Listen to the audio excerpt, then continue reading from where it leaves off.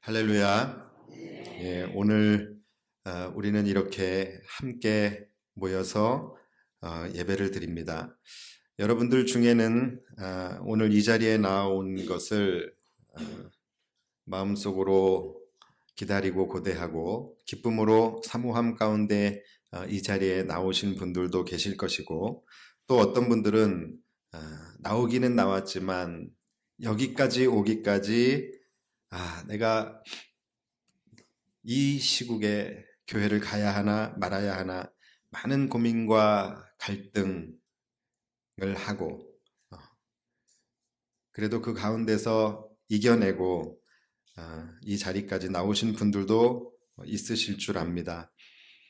여러분들께서 어떠한 동기를 가지고 이 주의 전에 나왔는지, 그 동기는 아마 여러분들의 상황 따라서 각각 다를 수 있겠지만, 한 가지 우리 안에 공통적인 마음이 있다고 한다면, 지금 우리는 그 어떤 때보다도 간절하고, 그 어떤 때보다도 하나님을 향한 은혜에 갈급하고, 그 어떤 때보다도 우리는 하나님의 긍휼하심과 도우심을 구하는 그 사모함 속에서 주님을 예배할 수밖에 없다라는 것입니다. 오늘은 주일이에요. 주일인 오늘, 원래 같으면 이 땅의 수많은 주의 백성들이 기쁨으로 주의 전을 찾아 나와서 가득 메운 성전 안에서 울려 퍼지는 찬양 소리, 이 안에서 울려 퍼지는 하나님을 예배하는 그 예배의 소리를 통하여 하나님은 홀로 영광 받으시고, 또 우리에게 부어주시는 하늘의 평안과 또 하나님의 은혜의 화답이 이 땅 가운데 충만하게 임하는 그러한 아름답고 복된 주일이 되어야 하지만, 오늘도 안타까운 것은 이 시간에 많은 곳의 교회들은 어쩔 수 없이 교회의 문빗장을 걸어두고 텅 비어 있는 예배당에서 앉아있는 성도들 대신에 홀로 외롭게 서 있는 카메라 앞에서 그 카메라를 의지해서 예배를 드리는 그러한 교회들도 많이 있는 줄 압니다.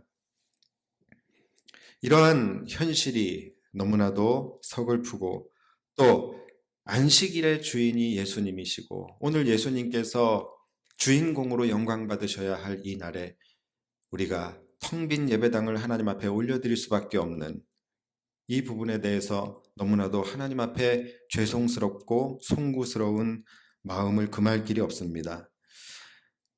이런 현실 속에서 많은 교회들이 어쩔 수 없이 예배하고 싶어도 예배하지 못해 예배를 중단해야 하는 그런 교회가 있다고 한다면, 우리와 같이 이렇게 소규모라도 함께 모여서 예배를 드릴 수 있는 그런 교회가 있다면, 함께 모여 우리가 예배하면서 예배 드리지 못하는 교회의 성도들을 위해서, 그 교회를 위해서, 그리고 아픔으로 신음하고 있는 이 나라와 민족과 불안에 떨고 있는 국민들을 위해서 우리가 함께 하나님의 도우심을 구하고 긍휼하심을 구하는 기도와 또 예배를 드려야 하지 않을까, 그런 마음에서 우리는 오늘도 변함없이 이 예배당에 나와 하나님을 예배하게 되었습니다. 이것이 우리 교회가 할 수 있는 최선의 방법이고 최선의 길이라고 생각을 합니다. 아마 지난주에 예배를 중단했던 많은 교회들, 그 교회의 목회자들이 주일 예배 시간에 아무도 없는 텅 빈 예배당을 바라보면서 참 많은 것을 느끼게 되었다고 합니다. 예배 시간에 찬송이 울려 퍼져야 할 그 자리에 아무도 없는 텅 빈 예배당에서 혼자서 카메라를 앞에 두고 예배를 드릴 때에 정말로 이 모습이 정말로 마지막 환란의 시대의 예배당의 모습이 아닐까, 또는 이미 그 마지막 때가 시작이 된 것이 아닌가 하는 그런 두려움을 느낀 분들도 계실 것이고, 무엇보다도 모든 목회자들에게 공통적으로 깨닫게 된 것, 뼈저리게 느끼게 되었던 것은 뭐냐면, 바로 자유롭게 하나님을 예배할 수 있다는 것이 얼마나 귀하고 복된 것인가. 그동안에 예배를 수도 없이 드리면서 그 예배 한 시간 한 시간이 그렇게 귀하게 생각되지 못했던 것들이 사실은 너무나도 귀한 하나님의 은혜였다라는 것.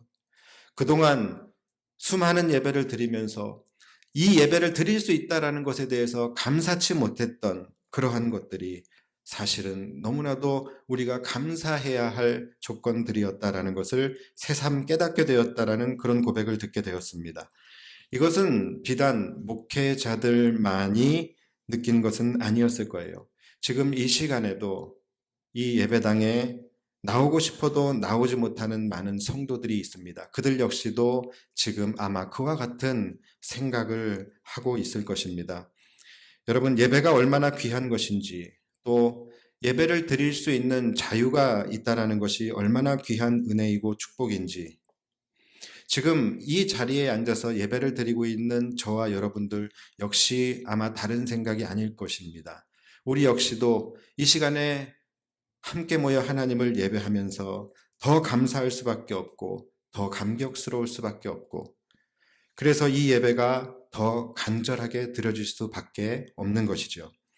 그동안 우리가 그렇게 가볍게 생각하며 경홀히 드려왔던 그동안의 예배들, 때로는 예배가 너무 많아서 귀찮아하기도 하고, 예배에 가기 싫어서 안 갈 구실을 찾기도 하고, 또 예배에 나와도 온전히 전심으로 하나님께 집중하며 하나님을 예배하지 못하고, 때로는 딴 생각을 하고, 때로는 빨리 끝나기만을 바라며 지루하게 앉아 있었던 그 과거의 예배들 하나하나가 사실 우리에게는 하나하나가 너무나도 귀한 은혜의 선물이었고 축복의 시간이었음을 우리도 다시 한번 고백하게 됩니다. 그런 의미에서 지금 이 시기는 우리 장로님 기도하신 것처럼 이 시대에 예배를 경홀히 여기고 또 예배를 드려도 그저 형식적인 예배만을 반복하고 있었던 한국교회, 그리고 한국교회의 성도들에게 주시는 하나님의 특별한 메시지가 아닐까 생각해 봅니다. 부디 이제 우리에게 다시 마음껏 예배를 드릴 수 있는 그런 자유의 때가 찾아온다고 한다면, 이제는 우리의 옛 습관을 벗어버리고 그 시간이, 예배하는 그 시간이 얼마나 귀한지를 깨달아 순간순간 우리가 하나님께 집중하며 영과 진리로 하나님께 예배를 올려드리고 그 예배에서 부어지는 은혜와 축복을 결코 놓치지 않는 저와 여러분들이 되기를 간절히 소원합니다. 아무쪼록 오늘 주의 날이에요. 이곳에 나오신 분들이나 이곳에 나오고 싶지만 나오지 못한 우리 사랑하는 성도들 모두에게 우리 하나님의 위로와 평안이 있기를 바라고, 이 시간을 통하여 공교회, 공예배가 얼마나 중요한 것인지 다시 한번 깨닫고 예배를 진정으로 바라고 사모할 수 있는 그런 새로운 믿음 가운데로 성장하며 나아갈 수 있는 저와 여러분들이 되시기를 주님의 이름으로 축원합니다. 자, 그런 의미에서 오늘은 우리가 금요 성령 집회 때 함께 나누었던 본문들 중에서 계시록 3장 5절에서 6절의 말씀을 가지고 이 시기를, 이 어렵고 힘든 이 시기를 견디고 있는 우리 성도들의 모습이 어떠해야 할까를 함께 좀 생각을 해보려고 합니다.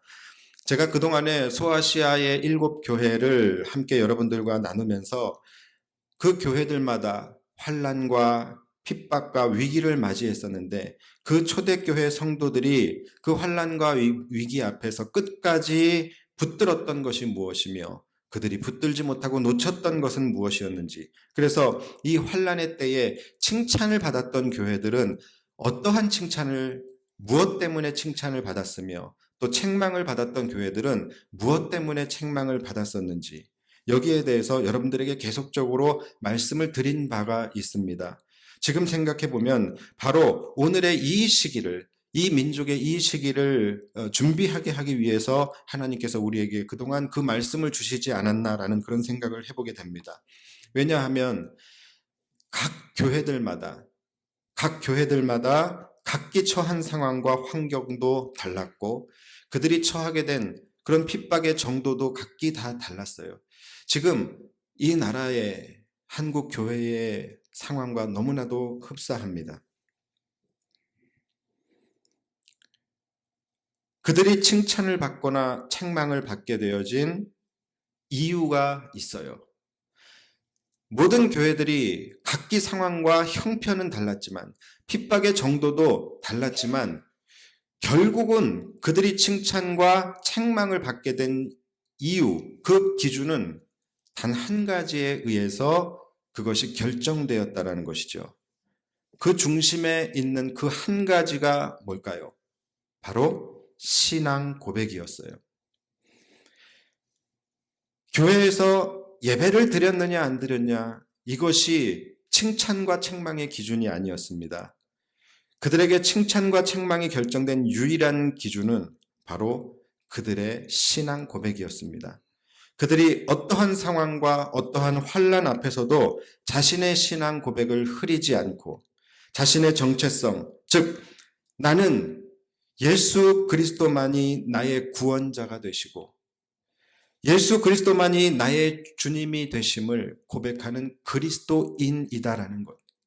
이 나의 정체성을 내가 흐리지 않고 어떠한 상황 가운데서도 그리고 그 누구 앞에서도 내가 이것을 분명하게 고백하였느냐라는 것이죠.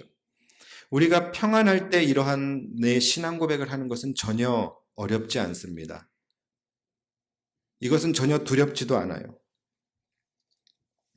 그러나 결정적인 순간에 예를 들어서 이 초대교회 당시처럼 로마 황제 숭배 사상을 강요받고 로마 황제 가이사를 내가 주님으로 고백하지 않으면 나에게 커다란 불이익이 돌아오게 되고 많은 사람들의 비판과 멸시를 당하게 되고 이 길드라는 이 사회 구조 속에서 배척을 당하게 되고 불이익과 왕따를 당하게 되는, 그래서 내 삶에 정말로 경제적으로 또 관계적으로 심각한 타격을 입게 되고 심지어는 순교를 당하게 될 수도 있는 그러한 위기 속에서 이러한 결정적인 순간에서도 과연 나는 그 모든 것들을 감수하면서까지 끝까지 나의 신앙 고백을 흐리지 아니하고 그리스도 예수만이 나의 주님이시며 그분만이 나의 생명이 되심을 내가 담대하게 분명하게 고백할 수 있는가?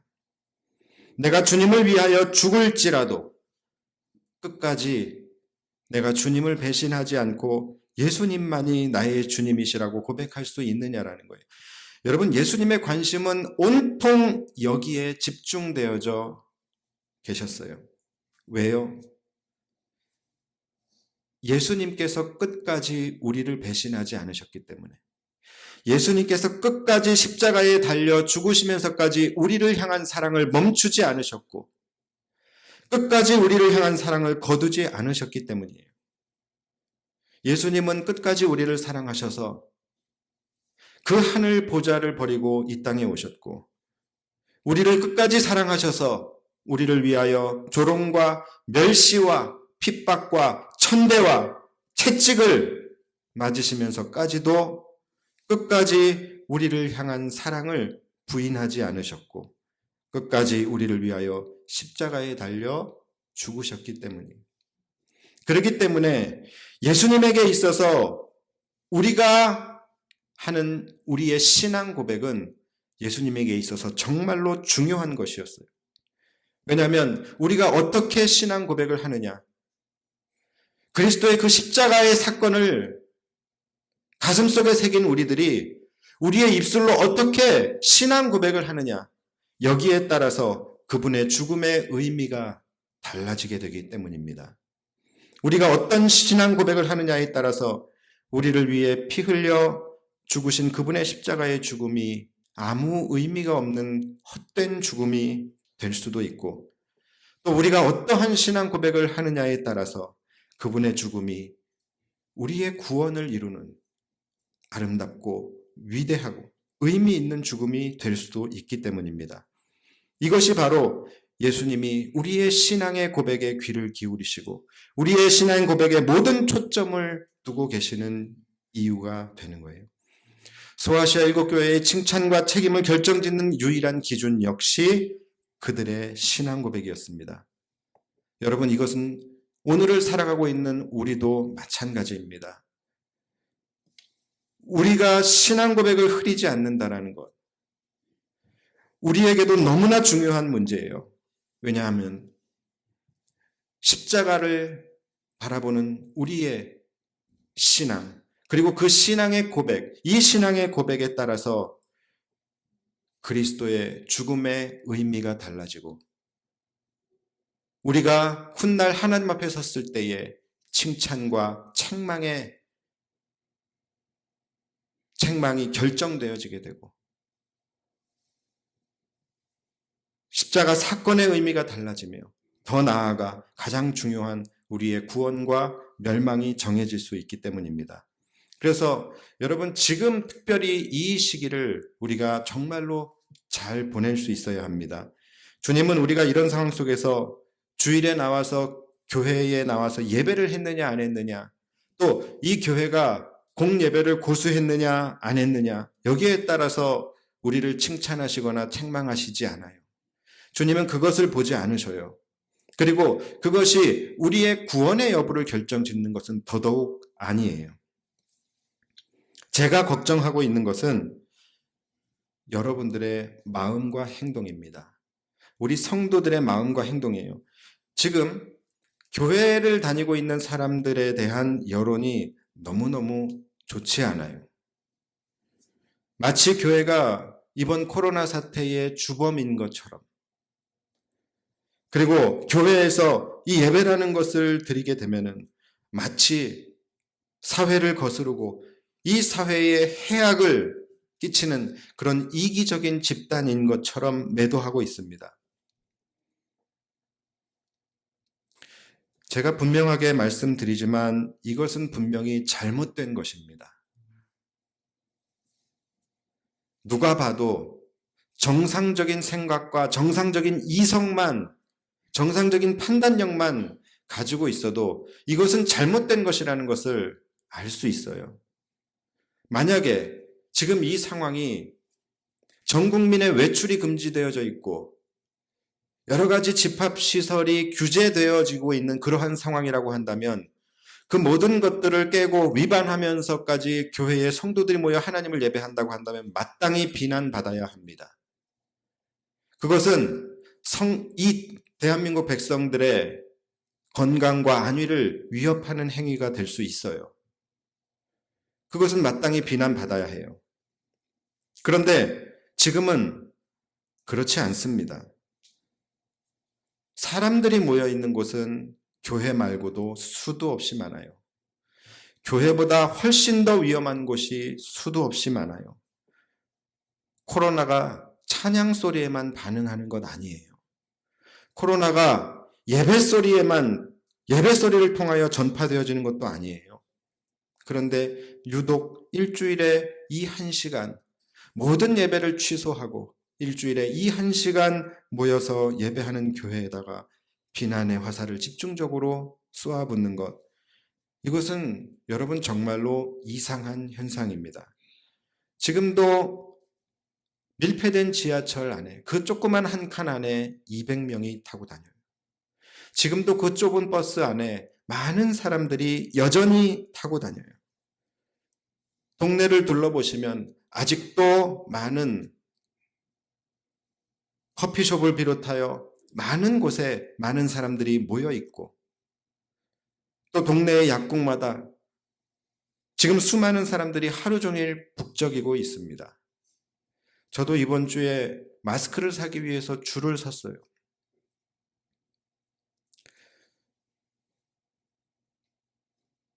정말 이 나라가 공산주의 나라가 아닌가 싶을 정도로 마치 배급을 받는 것처럼 사람들이 추위에 떨면서 줄을 서서 쭉 나래비로, 못 산 사람들은 약국에서 왜 없냐고 아우성이고, 수십 명이 누가 새치기 할세라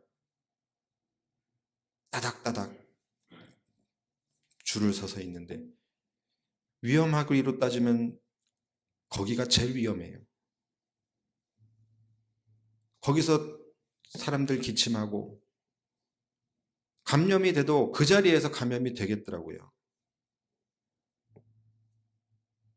이 나라가 너무 이상해졌어요.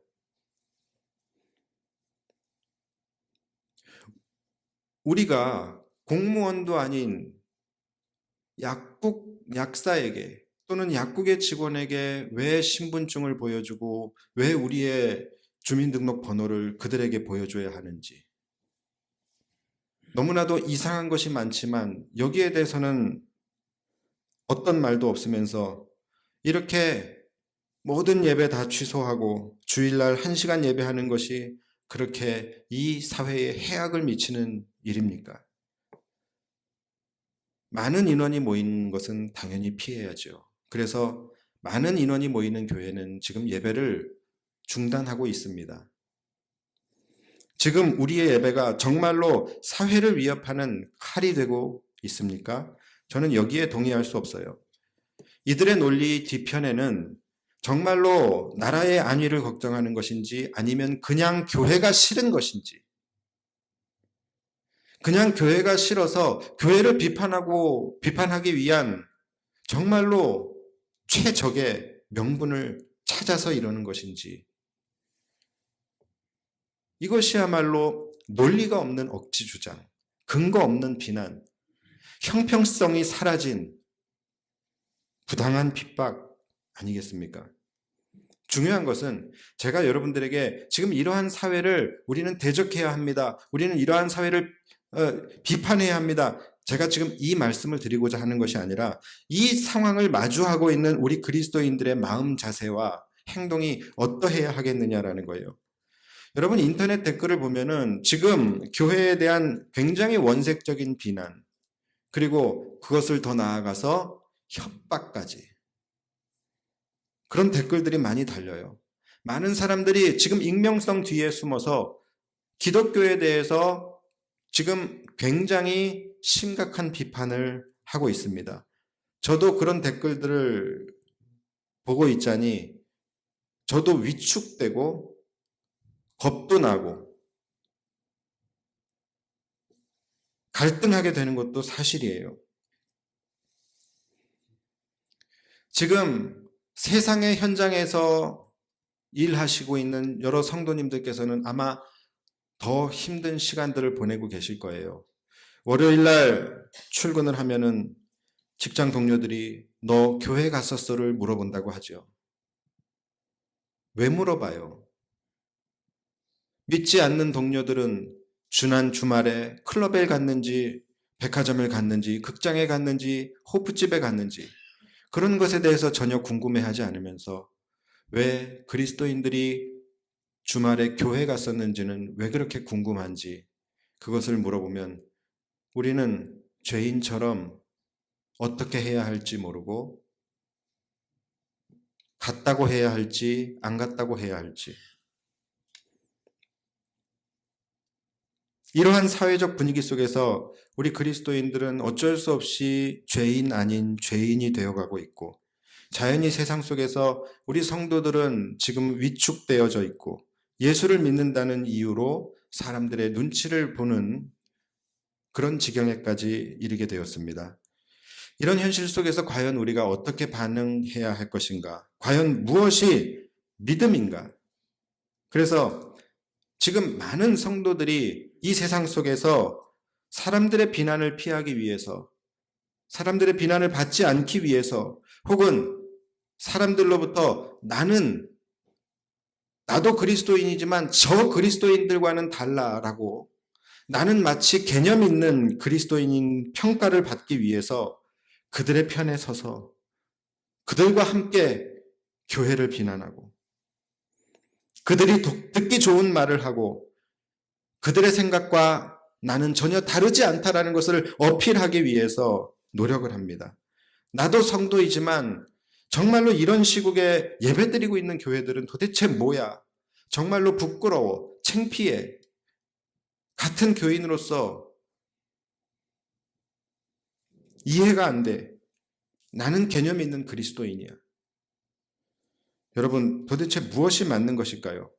사람들의 눈치를 살피면서 그들의 심기를 건드리지 않기 위해서 비위를 맞춰주며 그들이 원하는 모습을 보여주고 그들이 듣고 싶어 하는 말을 해주는 그것이 과연 지금 그리스도인들이 평화를 위해서 해야 할 그게 믿음의 자세일까요? 아니면 사람들의 눈치 보지 않고 당당하게 나의 믿음과 내가 믿는 하나님, 나의 신념 여기에 대하여 이야기하고 그것 때문에 이유 없이 부당한 비난을 받고 불이익을 당한다 할지라도 분명한 그리스도인의 정체성을 나타내며 살아가는 것이 맞는 것일까요? 그것이 믿음일까요? 아마 여러분들이 이미 속으로 여기에 대한 답을 하셨을 줄 믿습니다. 이것은 여러분 전혀 어려운 문제가 아니에요. 우리가 고민할 가치가 있는 문제가 아니라는 거예요. 교회가 예배를 중단한다라는 것 있을 수 있습니다. 상황과 형편에 따라서 예배를 중단한 교회들 그 교회 상황에 맞게 잘 처신하고 있는 거예요. 그러나 교회가 예배를 중단하는 이유는 하나님을 믿는 것을 중단하는 것이 아니라 공공의 유익을 위해서 도의적 차원에서 한 하나의 처사일 뿐입니다.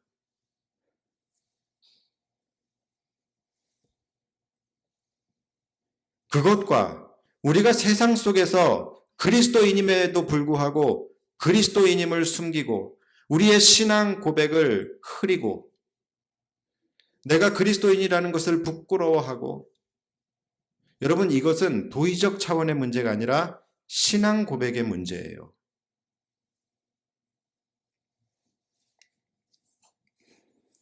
많은 성도들이 교회가 예배를 중단했다고 해서 자기의 영적인 부분들까지도 무장해제를 하고 교회가 예배를 중단했다고 해서 세상에서까지 자기 신앙의 방어벽까지 허물어버리고 자기의 신앙을 내어주고 타협하고 심히 우려가 됩니다. 소아시아 일곱 교회가 당한 핍박의 상황 속에서 예수님께서 그들을 판단한 기준은 너희가 예배를 고수했느냐, 함께 모여 예배를 드렸느냐, 안 드렸냐, 여기에 대해서는 나오지도 않아요. 얼마나 너희가 구제와 섬김을 열심히 했느냐, 여기에 대해서도 판단 기준이 아니에요. 예수님이 보신 것은 한 가지예요. 너희가 어떠한 상황 속에서도 너희의 신앙 고백을 흐리지 않았느냐. 그들이 끝까지 자신의 신앙 고백을 고수하였느냐라는 거예요. 당당하게 로마 황제 숭배를 강요받고 있는 그런 상황 속에서 그들을 향하여 나는 당신들과 생각이 같지 않습니다. 나는 당신들과 신앙이 같지 않습니다. 나는 결코 가이사를 주님이라고 고백할 수 없습니다. 나의 주님은 오직 예수 그리스도 뿐이십니다. 그렇게 그들은 죄 없는 죄인이 되었고 그것으로 인해서 그들은 불이익을 당하고 핍박을 당하고 가난과 궁핍에 몰리게 되고 때로는 순교를 당하기까지 합니다. 여호와 하나님만이 나의 구원자가 되시며 나의 주님은 오직 예수 그리스도 뿐이십니다. 여러분 이 고백만이 우리를 위하여 십자가에 달려 죽으신 예수 그리스도의 그 십자가의 사건을 헛되게 하지 않는 고백입니다. 세상 속에서 그리스도인으로 살아가는 것을 두려워하지 마십시오. 이 정도에서도 우리가 나의 분명한 그리스도인의 정체성을 숨기려고 하고 두려워서 드러내지 못하고 사람들의 시선 때문에 마치 그들 편인 척하면서 나의 정체성을 자꾸 숨기려고 한다면 정말로 마지막 때 환난의 때에 여러분들이 어떻게 신앙을 지키실 수 있으시겠습니까? 아무것도 아닌 이러한 상황 속에서도 내가 그리스도인임을 온전히 나타내지 못하고 있다고 한다면 어떻게 우리가 우리의 구원을 장담할 수 있겠습니까? 예배 드렸냐고 물으면 예배 드렸다고 답하십시오. 자신의 정체성을 숨기려고 하지 마세요. 여러분이 예배드린 것이 부끄럽습니까? 여러분이 예배드린 것이 잘못된 행동이었습니까? 여러분, 신천지가 왜 자기 자신의 정체성을 숨깁니까? 신천지 성도들이 왜 자기가 신천지라고 얘기하자? 모든 이단들이 마찬가지죠. 이단들은 자기들의 정체성을 숨깁니다. 왜 숨길까요? 자신들이 믿는 진리가 참 진리가 아니라는 것을 그들도 알기 때문이에요. 자신들의 그 교리가, 그리고 지금 자신의 정체성이 부끄럽다라는 것을 본인들도 느끼기 때문에 숨기는 거예요. 자랑스럽다라고 한다면 왜 숨기겠어요? 여러분들도 여러분들의 정체성을 그렇게 숨기면서 살아가고 있다면 여러분들은 복음을 부끄러워하고 있는 거예요. 그리스도의 십자가를 부정하고 있는 거예요. 물론 사람들의 시선이 나에게 부담스러울 수 있어요. 그리고 또 그들의 공격적인 그런 모습들이 내 안에 두려움으로 다가올 수도 있어요. 그러나 주님께서 오늘 여러분들을 바라보시는 것은 여러분들이 교회에 나왔냐 안 나왔냐가 아니라 어떠한 상황 속에서도 여러분들이 그리스도를 나의 주인으로, 나의 주님으로, 나의 구원자로 당당히, 담대히 고백할 수 있느냐. 바로 이것을 보고 계시는 거예요. 그로 인해서 까짓거 우리가 조금 핍박을 당하면 어떻습니까? 죄인 아닌 죄인이 되면 좀 어떻습니까? 나 때문에 한평생을 죄인 아닌 죄인으로 살다가 핍박받으시고 십자가에 달려 결국은 못 박혀 죽으신 분이 예수님 아닙니까? 우리가 그분 때문에 죄인 아닌 죄인이 되어 살 수 있다고 한다면 그것은 우리는 주님을 따라가는 삶이 되는 것이고 우리에게는 영광스러운 삶이 되는 거예요. 우리가 매 예배 시마다 손을 들고 신앙 고백을 하죠. 믿는 사람들끼리 함께 모여 신앙 고백을 하는 것은 하나도 어렵지가 않아요. 그러나 진짜 신앙 고백은 여기서 이루어지는 것이 아니라 그대로 이 신앙 고백을 가지고 세상에서도 똑같이 신앙 고백을 하실 수 있어야 그것이 진짜 신앙 고백인 거예요.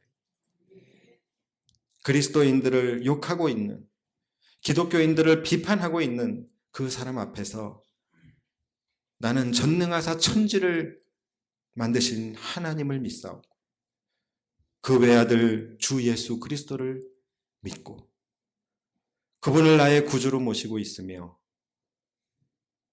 내 삶의 의미는 오직 예수 그리스도뿐이며 내 삶의 자랑 역시 십자가뿐이다. 이것을 우리는 당당하게 이야기할 수 있어야 하는 것이죠.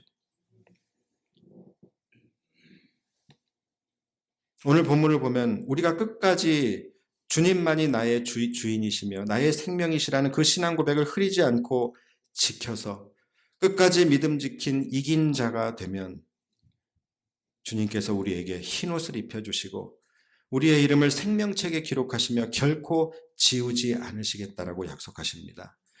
그리고 아버지 하나님과 천사들 앞에서 예수님께서 친히 우리를 시인하시겠다라고 말씀하셔요. 우리에게 더 큰 영광이 있다면 그렇게 하십시오. 그러나 여러분들이 정말로 이 주님의 약속을 사모하신다면 여러분 세상 속에서 여러분이 그리스도인임을 마음 놓고 시인하시기 바랍니다. 주님이 입혀주신 그 흰옷을 이 땅에서 더럽히지 않게 되기를 바랍니다. 세상에서 미움받는 것 두려워하지 마시고 혹시라도 여러분 지금 이 시기에 로마 황제 가이사와 같은 그 세상의 권세, 세상의 권력과 그것을 따르는 세상의 사람들이 두려워서 그들의 심기를 거스르는 것이 두려워서 나의 신앙 고백을 흐리고 숨기며 그들의 말에 동조하고 있다면 또는 동조하는 척을 하고 있다고 한다면 어쩌면 우리는 가이사는 나의 주님이십니다라는 그런 고백을 하면서 살고 있었는지도 모르는 거예요. 그들 역시 배교한 그리스도인들 역시 가이사는 나의 주님이십니다라고 고백을 했지만 그것은 그들의 진심이 아니었어요. 마찬가지예요. 우리도 그들의 편에 서는 것이 진심이 아닐 수는 있겠지만 그것은 가이사가 우리의 주님이라고 고백하는 것과 마찬가지예요.